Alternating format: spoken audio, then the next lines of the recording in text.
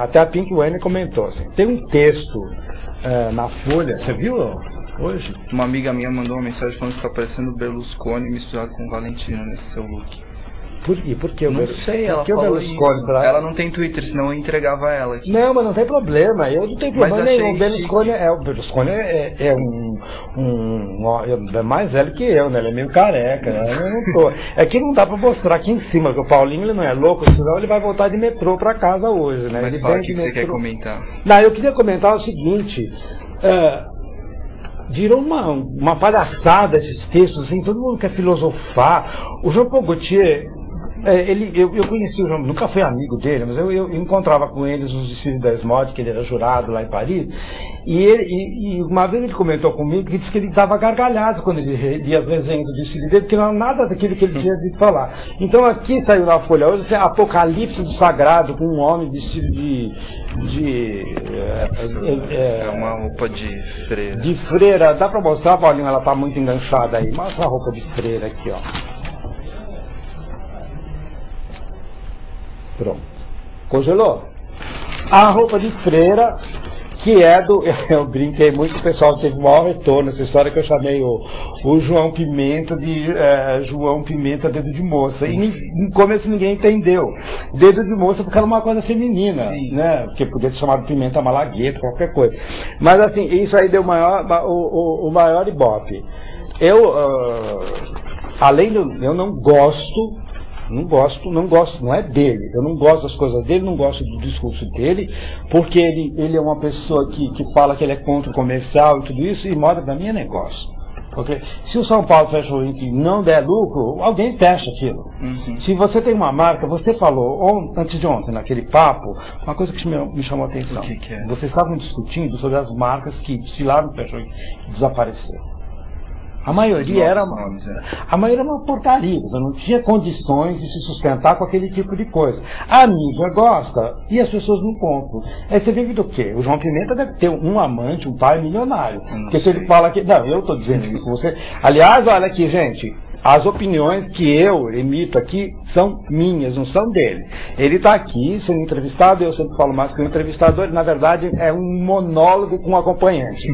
O que eu faço. E ele, eu já percebi que ele é meio tímido, assim, ele fica meio... até porque ele tem um veículo que ele tem responsabilidade. Então, o que eu estou falando aqui...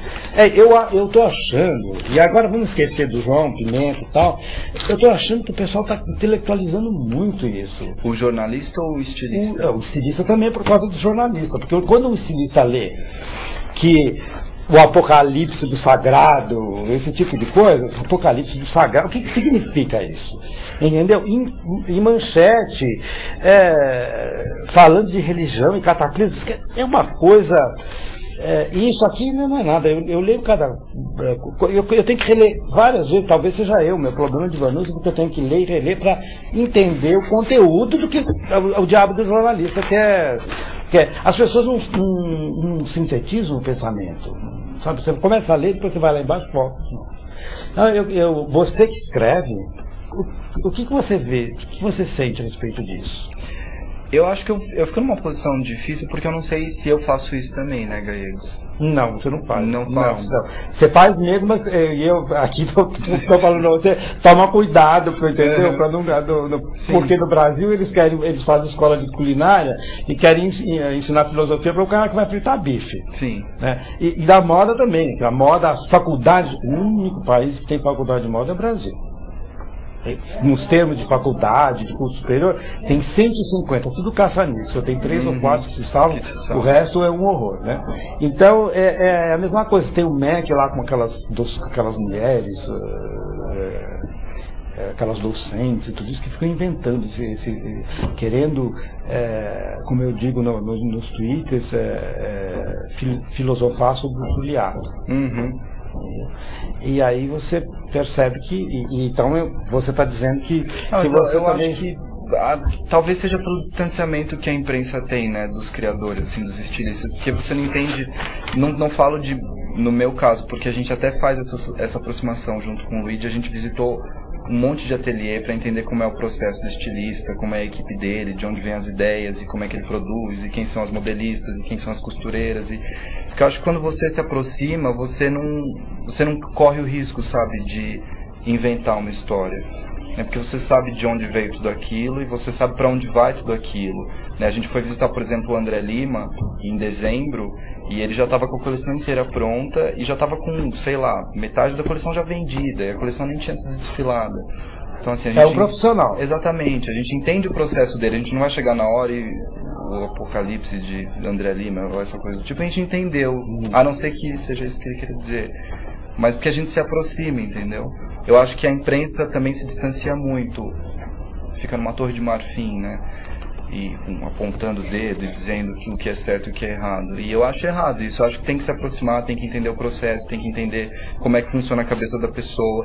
Porque os estilistas também têm visões diferentes, né? O João Pimenta, por exemplo, ele tá começando agora. Então ele é totalmente conceitual e ele acha que esse é o caminho dele. Que é muito parecido com o Alexandre quando começou nos anos 90. O Alexandre era assim, né? Ele era totalmente conceitual. A primeira coleção dele, que saiu uma resenha, o título era Trem Fantasma de Alexandre, que era horrorosa, a imprensa não gostou e tudo mais. Porque ele não se preocupava em vender roupa, ele queria fazer conceito, protesto, um statement. Mas depois ele fez, eu vi umas entrevistas dele e tal, que ele inclusive fala que ele não podia viver só de imagem. Exatamente, eu acho que ele foi evoluindo, né? Eu acho que o João ainda vai passar por esse processo evolutivo. O Alexandre, nessas 3 últimas coleções, ele adquire um refinamento estético. E ele se aproveita de uma coisa que a modelagem é muito importante. Ele sabe disso. Ele até retweetou várias vezes quando eu falo sobre a história da modelagem. Eu acho que a ida dele para o Senac, exatamente quando eu saí, o Alexandre entrou. A ida dele para o Senac, ele viu os trabalhos de modelagem do pessoal do Senac, que na verdade é uma técnica francesa, que é a técnica das modes, Moulage, tudo isso. Eu acho que isso para ele foi bom também, porque ele começou a compreender que através da modelagem ele pode ser muito mais criativo. Sim, né? Então, por exemplo, eu sempre digo que ele causa surpresa, porque tem uma manga dele que você olha uma manga, mas quando aquilo passa de lado, de costas, aquilo tem um franzido, tem um volume que ele usou para fazer a forma da roupa dele. E isso é uma sofisticação de quem está muito enfronhado com a modelagem. Sim. Entendeu? Que é uma coisa que a maioria dos estilistas desenha, olha só. A entrevista é sua, mas assim, o cara viaja, o cara fez faculdade, o cara lê livros, o cara vê cinema, o cara tem isso, tem aquilo. Aí desenha.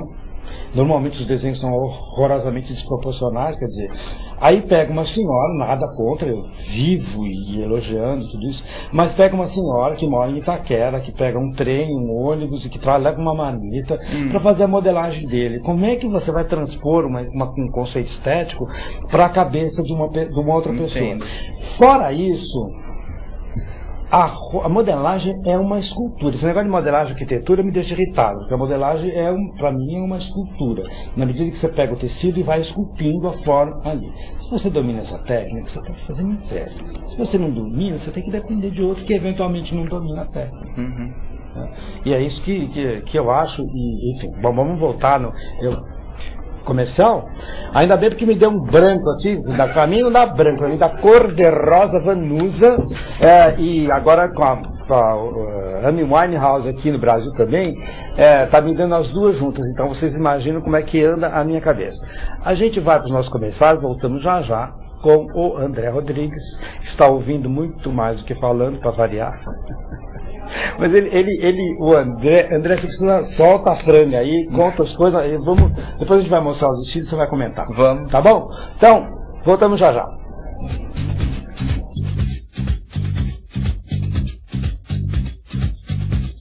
Love is in the air, everywhere I look around. Love is in the air.